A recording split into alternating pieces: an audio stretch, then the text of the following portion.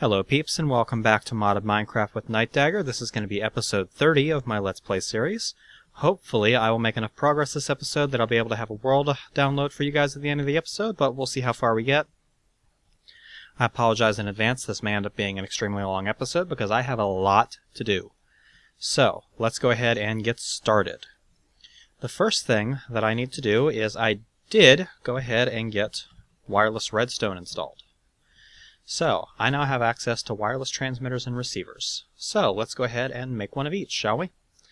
For this, we're going to need a wireless transceiver, an obsidian stick, some stone wafers, and some stone wires. Well, those are easy enough, so let's go ahead and get ourselves just a handful of stone. We'll start cooking that up. The obsidian stick, if I recall correctly, is just two pieces of obsidian on top of each other like that to get two of them. Let's see here. And we're also going to need, that's jammer, not a transmitter, that's our transmitter. We're going to need a wireless transceiver, which is an obsidian stick and one of these ether pearls. Redstone ether pearl, I think, is what he's going for. Redstone and glowstone around an ender pearl. Not too hard. We're actually going to need two of them. So we'll go ahead and grab two. We'll grab 8 glowstone, 8 redstone,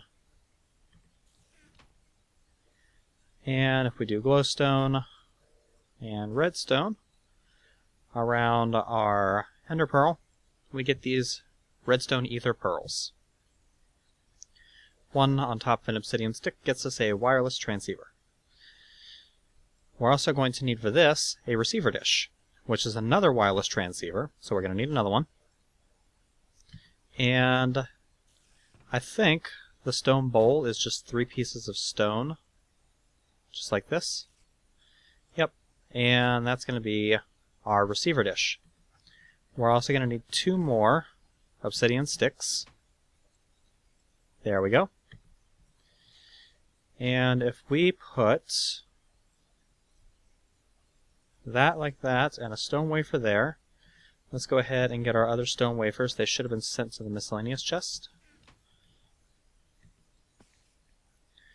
Let's not do this quite yet because we need a few redstone wires. I think we're going to need 4.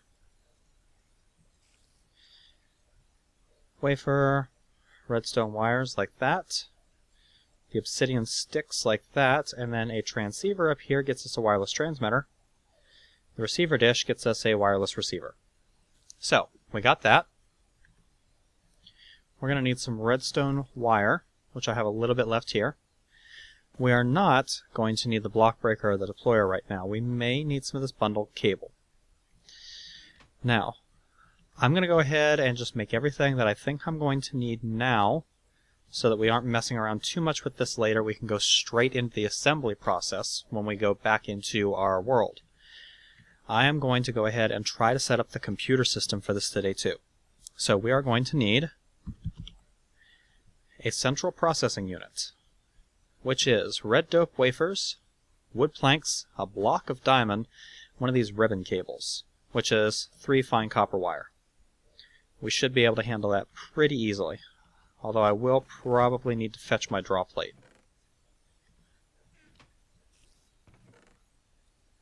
So let's grab some copper wire. I have a sneaking suspicion I'm going to need more than just 3 before all's said and done.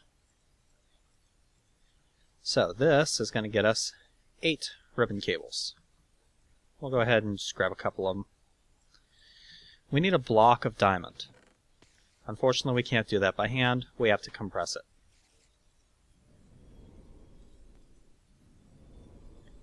So, into the compressor with you. There's our block of diamond. Back home. The block of diamond. Red dope wafers. A ribbon cable. And 5 wooden planks. Let's just go ahead and convert a whole crap load of wood, because we're going to need quite a bit of it before all said and done. That gets us our central processing unit. We are also going to need a monitor to actually see what's going on, which is some lime lumar, which I haven't created any of yet, some more of that red dope wafer, some more of that, and some glass. So let's grab a handful of glass, grab some of our lime dye. We should only need one.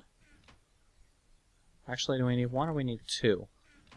It's been so long since I've used Redpower, I can't remember the recipe for lumar. I want to say it's 2 glowstone, 1 piece of dye, and 1 redstone. And I would be wrong, I guess. There we go. There's our lime lumar. Red dope wafer. Wood. Ribbon cable. Glass. Gets us our monitor. We're going to need a way for this to interact with the system. Which means we need an I/O expander, which is a bundled cable, a red dope wafer, a ribbon cable, and some wood.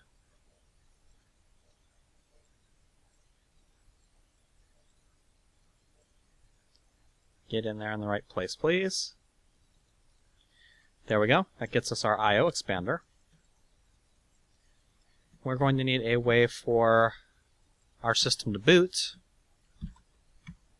So we are going to need a disk drive, which is a blue electric motor, wooden planks, red dope wafer, and a ribbon cable.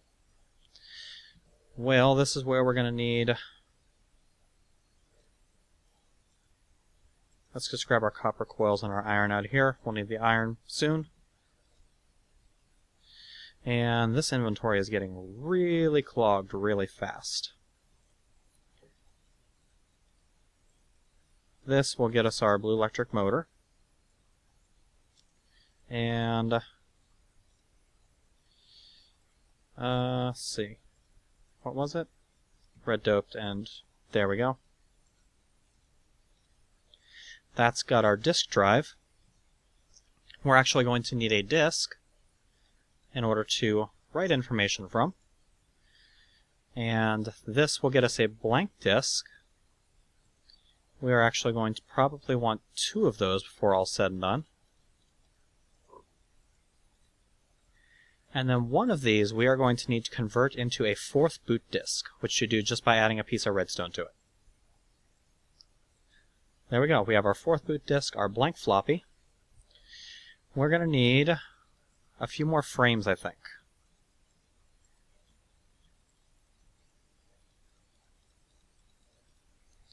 So we'll just do it like this. And that's pretty good. Let's take all of this crap that we've now collected, and hopefully that didn't crash my... Yeah. For some reason, Inventory Tweaks really does not like playing nicely with Redpower sorting, Redpower tables. So, all right, got our red alloy. Got, I think, everything we need for the moment. I've got an ender chest here. Got some stone jacketed wire, some extra paneling. Let's go ahead and grab a little bit of stone just in case we need some extra. And I think that should just about do it. At least. Ooh, at least for the moment. Let's head back to the village's world, and I will show you the tweaks that I made to the design. You can see I have actually moved the frame quarry head back 1. The reason for that is because this used to be on the same plane as this, and somebody pointed that out in my last episode, that this was going to cause a problem because as soon as this frame got down past here, it was going to stick to that block and it was going to basically make my life a living hell. So I went ahead and made that change. I have also come up here and rerouted my cables.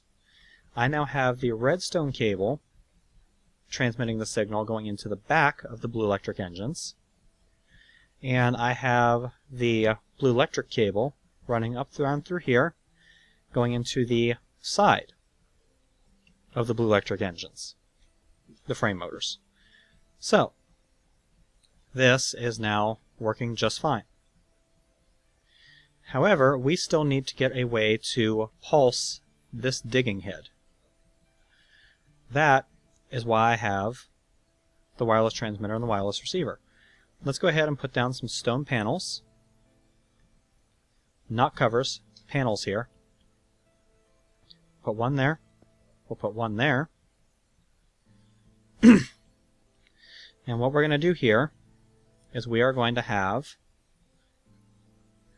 our wireless receiver sitting on here. Just like that.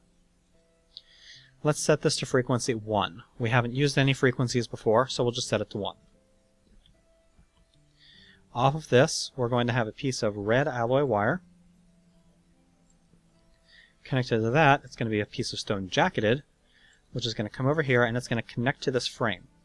This will now allow us to pulse this on frequency 1. We'll head up here, and off of the back of this bundle cable somewhere, remember that we want pink to be our transmitter frequency, we're going to connect... Why didn't that connect properly? There we go. Maybe it just doesn't like connecting to corners. There we go, that's what I was looking for. We'll connect that there, and we'll also set that to 1. If I turn on the pink wire now, it's going to activate that, which is also going to activate this. And Weebles is making a lot of noise back there, aren't you, kitty? Alright, let's go ahead and give a preliminary check on the motor system to make sure it's still working. Yep, we're still capable of moving. So we move one block that way, we want to move one block this way, so we need to pulse magenta.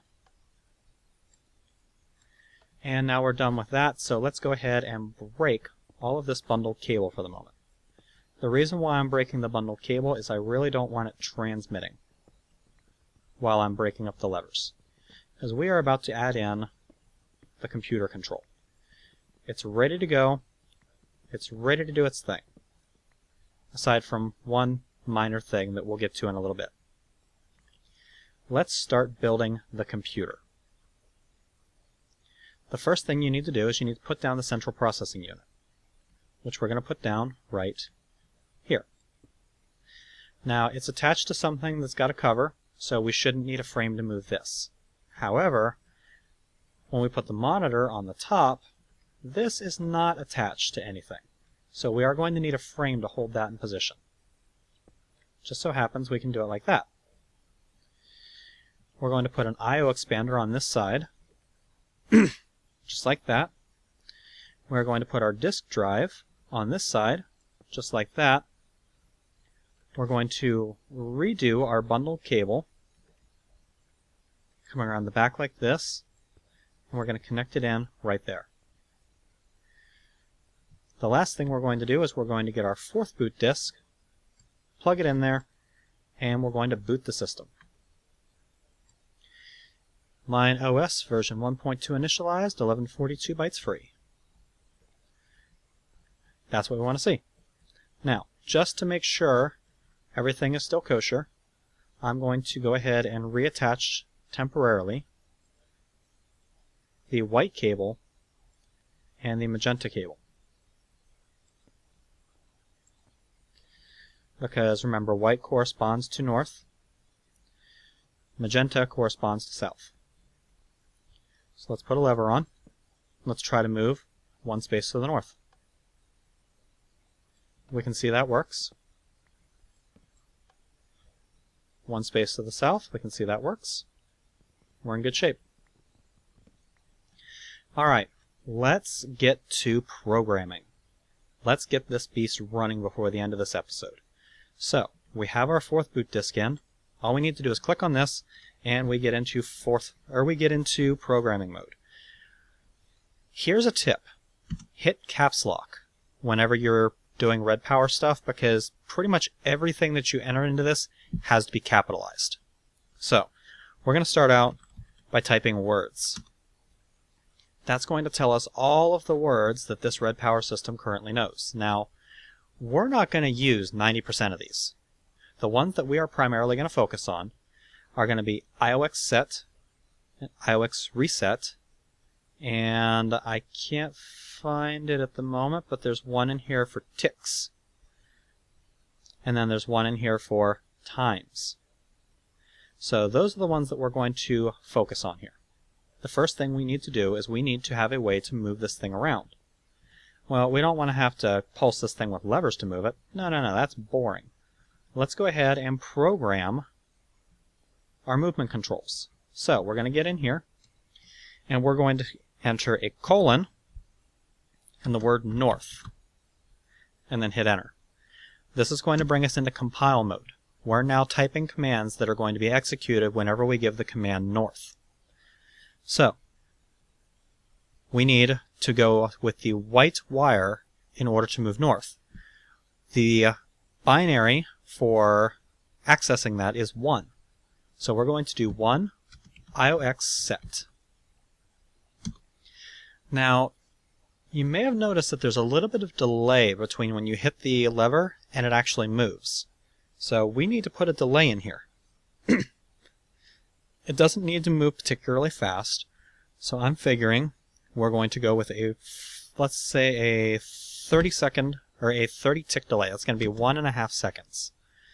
30 ticks, and then we're going to go 1 IOX reset. Enter a semicolon to exit compile mode, and that's going to give us a new word right there. It now knows the word north. So if we were to type north into here, it's going to execute the command to move north 1.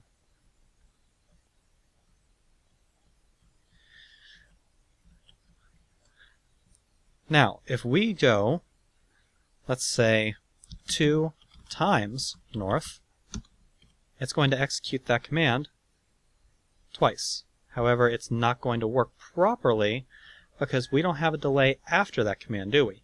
It doesn't have enough time to reset itself. So, what we are going to do is we're going to do forget north. We're going to forget we ever taught it that word. And we're going to reprogram it with a little bit of a delay after the reset command. That way it'll have time to catch up and go back through and redo it. So, we're going to compile north, 1 IOX set, 30 ticks, 1 IOX reset, and 20 ticks should be enough here, I think. Let's try this again. If we enter the command north, it's going to move us. If we enter the command 2 times north, it's going to move us 1. And, yep, there we go, 2. So, the north command now works. To move south, we need the magenta wire. An easy way to tell the binary for this, it's going to go 1, 2, 4, 8, 16, 32, 64. It's going to do a standard binary count. If you check insulated wire, it's going to go in the color order that it's presented. So white is 1, orange is 2, magenta is 4, light blue is 8, 16, 32, 64. So those are the color codes we're going to need. The next command we're going to be dealing with is going to be wire number 2, which is on this side of it, which is going to move it to the west. So let's go ahead and write the command for west.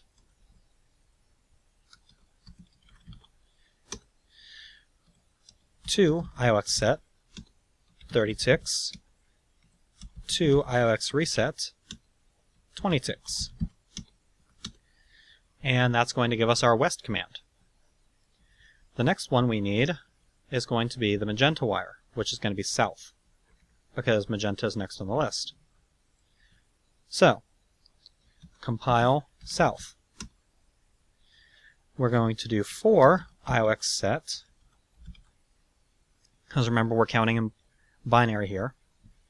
If we were to do 3, it would turn on the white and the orange wire, because 1 plus 2 is 3. So we need 4 because that corresponds to magenta. It's the next step up. 4 IOX set, 30 ticks, 4 IOX reset, 20 ticks. And the last one we need is east. So we need 8 IOX set, 30 ticks, 8 IOX reset, 20 ticks. Oops. Forget east. Oh, it never finished compiling. Okay, so compile east, 8 IOX set, 30 ticks, 8 IOX reset. Dang it. Compile east. First, let's check words and make sure it's not actually saving these. See, we have 2 east. I could make it forget south, but then we have to recompile south. Let's just do that. Because that's going to make it forget everything that's been programmed since we did south. So now we just need to rewrite south. So compile south, 4 IOX set, 30 ticks, 4 IOX reset, 20 ticks. Done. Compile east,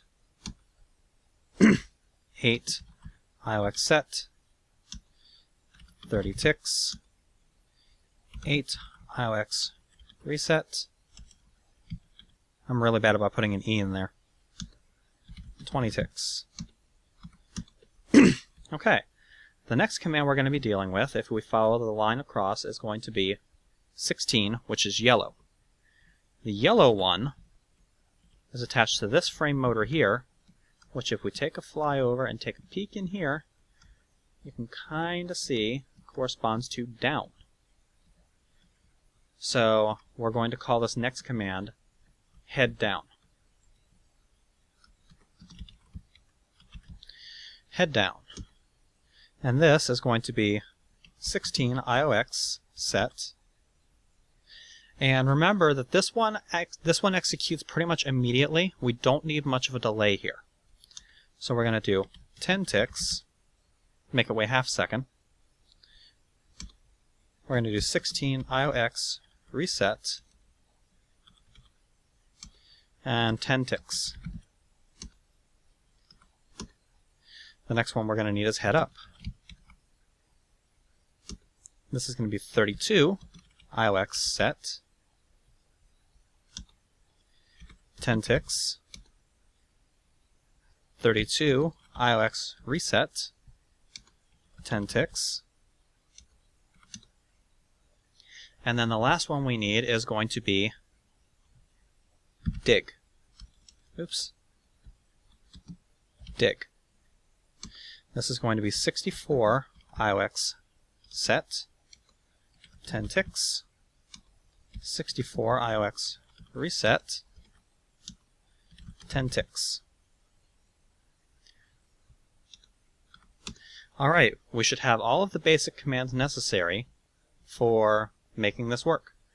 If I were to come over here and type in head down, you can kind of see right now where, let's use the wireless receiver over there as a point. So you can see where it is right now. If I were to type head down, we'll see the quarry head move down 1. Head up, it moves up 1. If we go dig, we should see that receiver over there pulse. So we have the basic commands necessary to make this thing run now. Now, all that's left is to make it dig. Well, of course, we need a place for it to put all this stuff, don't we? Let's put it all right in this ender chest. Redstone pipe will connect to that just fine. So, let's go ahead and move the head down until it can't move down anymore, and then we'll try a pulse to test the digging head, make sure it's working properly. Head down, and that should put it down on the ground at some point. Yep, you can see it's over there. And if we fly up here and give it a dig command, and then we pop down here, we should see it's broken all those blocks. And it's popped them right in this ender chest. 38 blocks of dirt. Beautiful. Now, all we need to do is, basically, I'm just going to continue in a straight line heading, let's see, we can't go north yet, although I could move this beast until we're out of range of the quarry. That would work.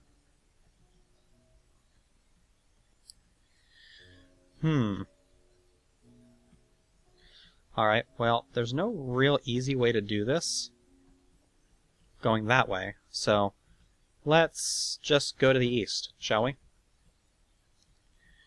I'm going to set up a command here that's going to move this thing 8 to the east every time we finish the cycle. So, we are going to go into compile mode, and we're going to give it the command move east. 8 times east.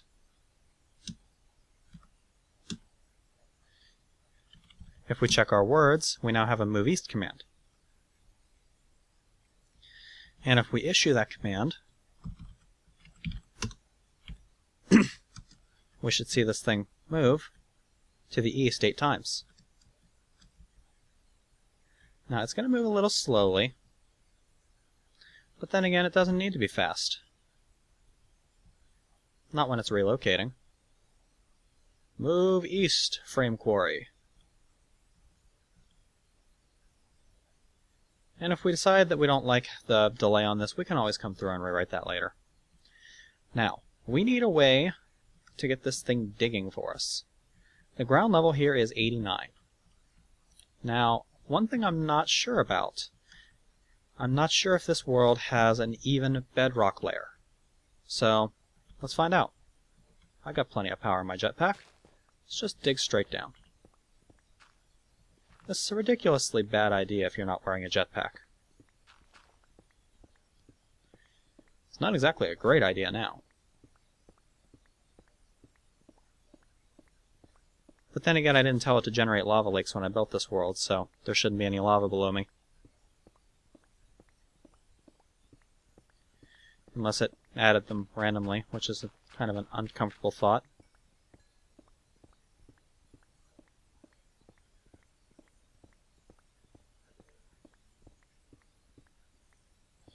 Alright, we're standing on level 1, and I am totally out of power. Let's go ahead and dig through here. It looks like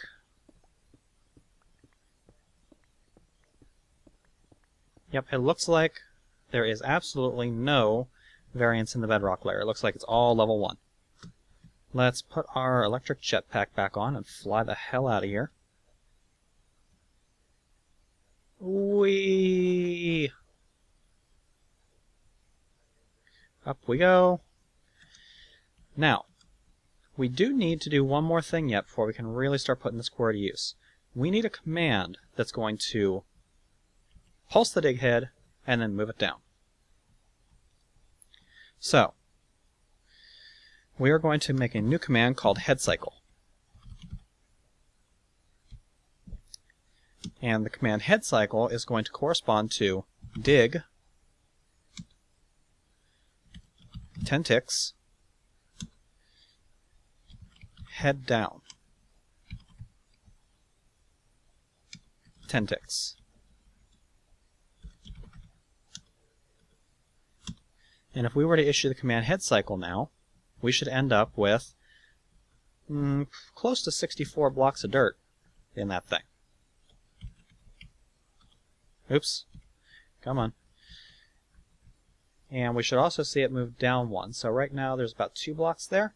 So if we were to come back into here and issue the command head cycle, we should see it dig and move down 1. And all of that wonderful dirt should end up in this ender chest. Looking good. Let's move the head back up.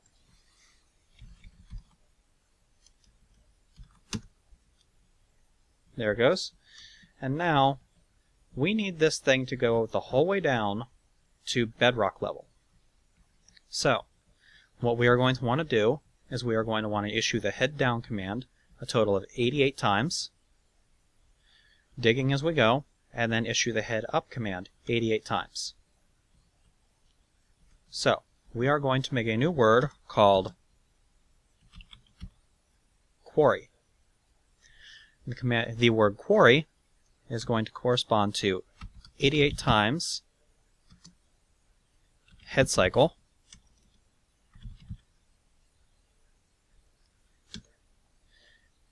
(88 times head up). Now, what is going to happen when we issue that command? Well, this thing is going to dig down 88 times, breaking blocks as it goes, storing them all in the ender chest there, and then it is going to bring it back up. However, I'm not quite ready to do this as of yet. What I need to do first is I want to give this thing a dry cycle before I start feeding it into my warehouse. To do that, I'm going to want a diamond chest. Let's head back into our quarry world, and we're going to fly up here. We're going to land down here. We're going to dig up the ender chest. We're going to put down the diamond chest, and we are going to issue the quarry command. And it is going to start frame quarrying for us, digging as it goes. Now, something happened. Something happened that we weren't intending. It's not working properly. So, what we need to do is we need to come in here and figure out a way to break out of this. We're going to halt the system. That's going to interrupt the programming process.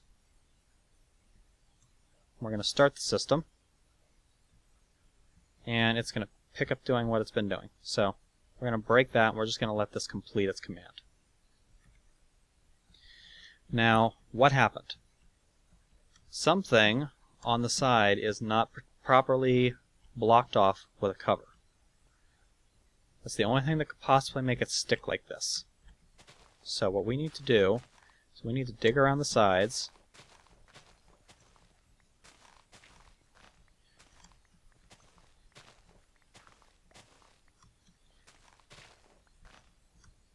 And there's our culprit. If we put a stone cover on there, now we shouldn't have any problems. See what missing one little thing can do? Alright, now I know there's supposedly a way to break out of this early, but I don't know exactly how to do it. So, I can tell it's pulsing. I can't really tell what it's pulsing. I can't tell where it is in the current command set. I guess we could find out by reconnecting the bundle cable. Oh, it's still going down.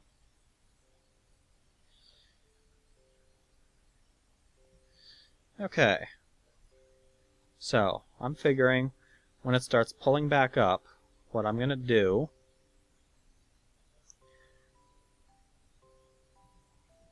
wow, that is actually really cool. When it starts coming back up, what I'm going to do is I'm just going to break this. I'm going to break one arm on this. I'm going to let it draw the arm the whole way back up, and then I'm going to replace the arm by moving the head down and then just manually resetting it.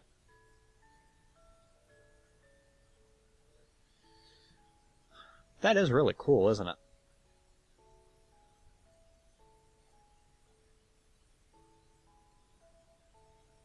It's really cool, and it's pulling in a ton of crap.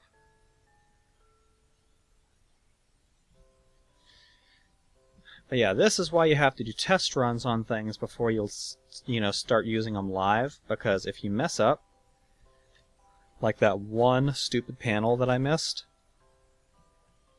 you got problems. I really should have tested this with a dry fire, trying to move it down beyond. Oh, hello. Before I did this, but whatever. Not a huge mistake. But we know now that it works. So, what I think I'm going to do is I'm going to wait for this thing to finish. And there is one more thing that we need to do here in order to make this thing truly ready to go. We need to break out our world anchor, and we need to anchor this puppy.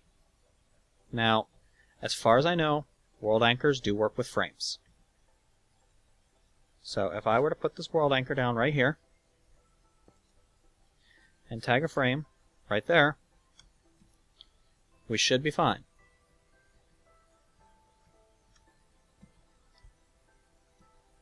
Okay. How are we doing down here? We still moving down?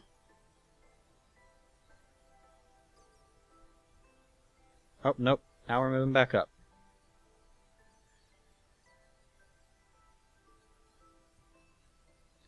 Oh, we're moving back up at a pretty good rate of speed, aren't we? Because it only has to execute one command to bring the head back up. So what I'm going to do is I'm going to come up here. I'm going to wait until the frame quarry gets up to a decent level, and then I'm going to break one of these out.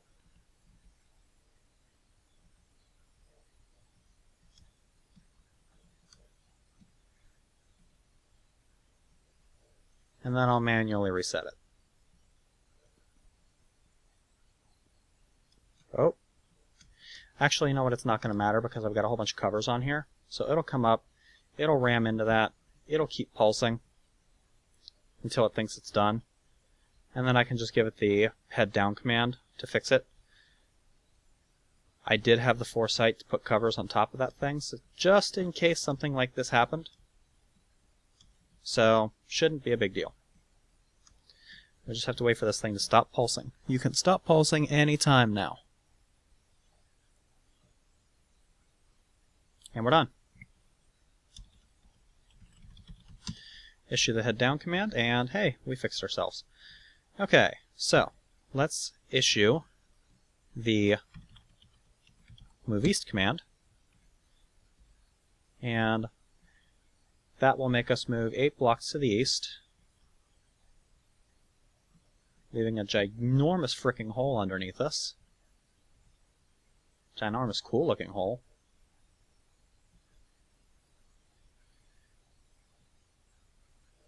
And then we'll issue the head down command until it can't work anymore.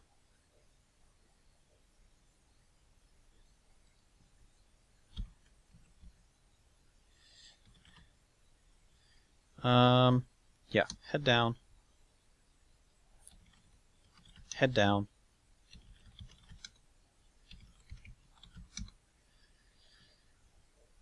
And how are we doing? Are we back down to ground level? We are. So, that should do it. Let's check and see how much crap we accumulated in once. Holy shit. Wow. And that didn't even go the whole way to bedrock. Oh my god. These things are expensive, but wow. That's a lot of crap.